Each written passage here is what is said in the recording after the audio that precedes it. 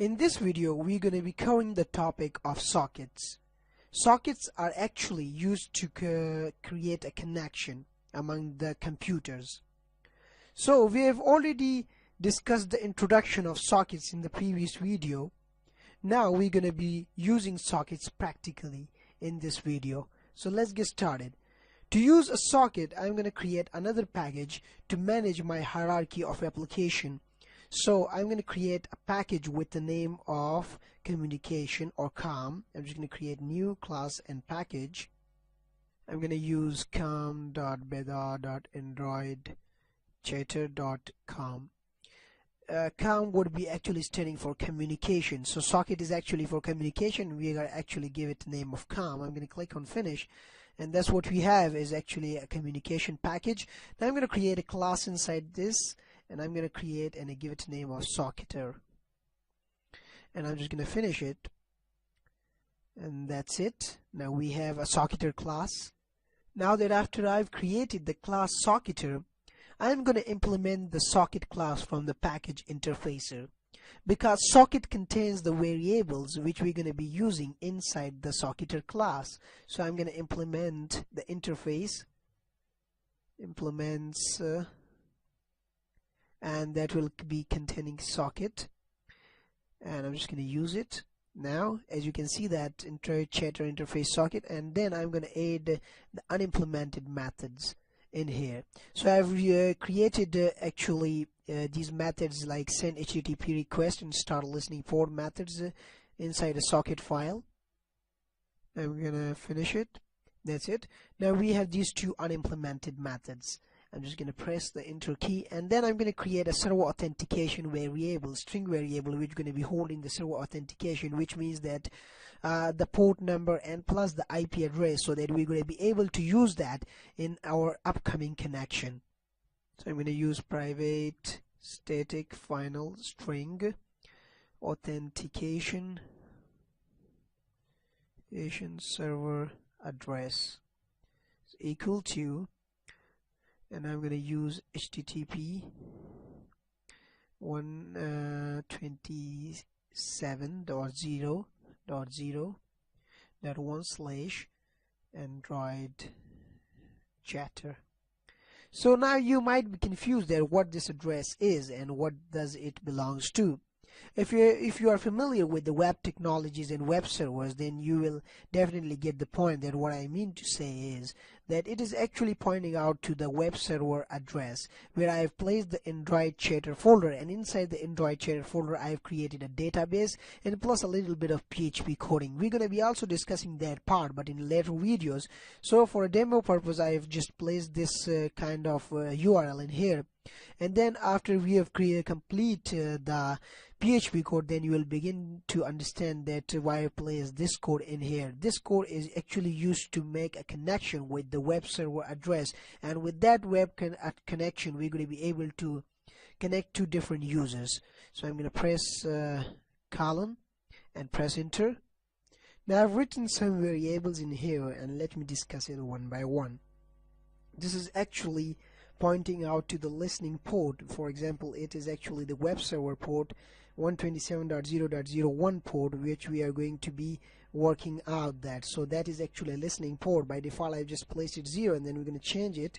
And now the next thing is that we have HTTP request failed.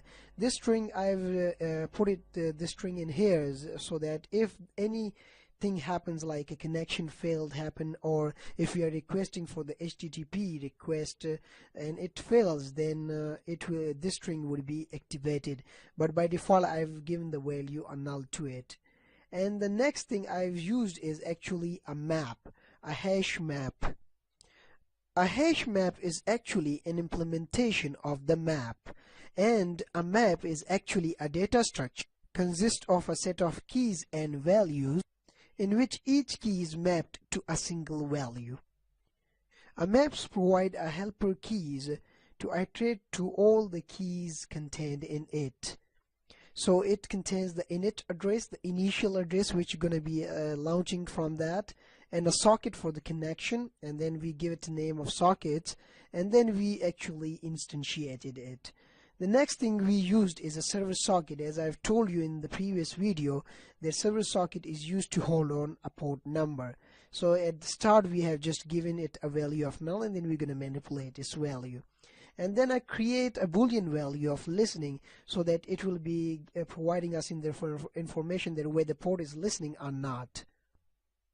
Now added another method that is actually a receive connection method, and it is actually a thread method, or a thread class you can call it. It is actually extending a thread, and it is actually a class, not a method. So what does it really do is, now I've added another class that is actually a receive connection class, and it is actually extending a thread. So it is actually a thread class.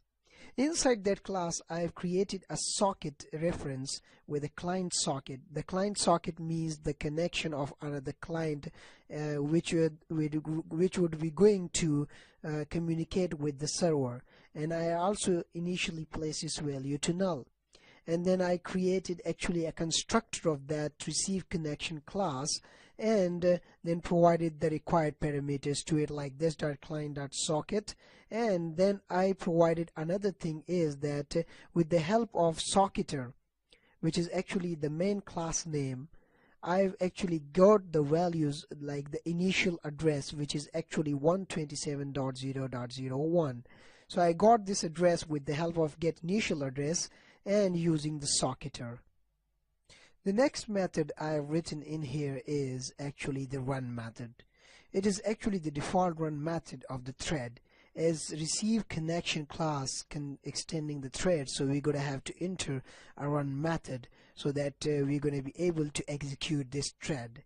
And inside this thread I've used a buffer reader. So what does buffer reader do? It's actually reads the input connection, and as you can see that I've just provided the client socket.get input stream. So client socket is actually a socket in here. As you can see that it is actually a socket, and I am just getting the input stream from the socket and using and manipulating it via buffered reader. So for example, if the user is online, so that is actually an input stream, and I am getting it through client socket, which is actually a socket in turn, and then I'm just manipulating it via buffer reader. And then I'm just actually creating an input line string, and then with the help of this input line I'm going to read through the whole input stream of that incoming connection.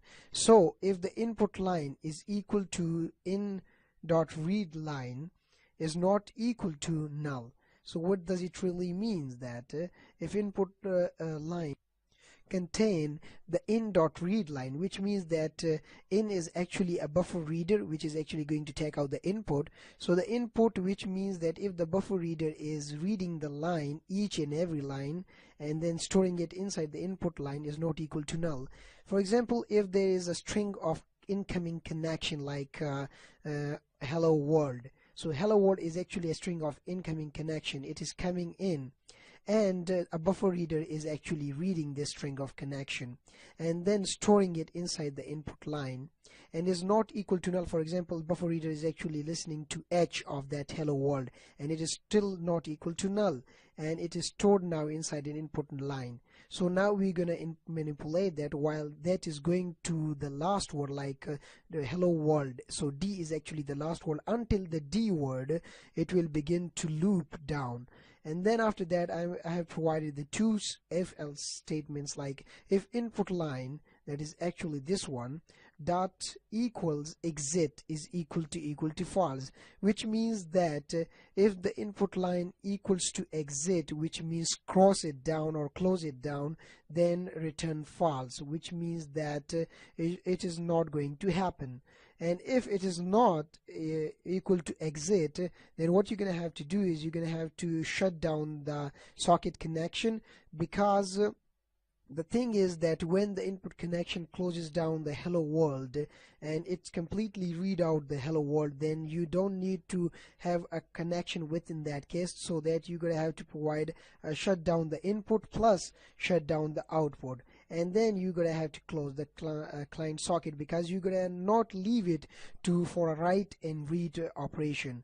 And then after that, what you're gonna have to do is, with the help of this line, you would actually remove the socket. And what is socket? I've already discussed it, and the socketer would be actually defining this class. So with the help of this socketer and as well as this context sockets, you would remove the client socket with the help of its initial address. That is actually the address I'm talking about, this one.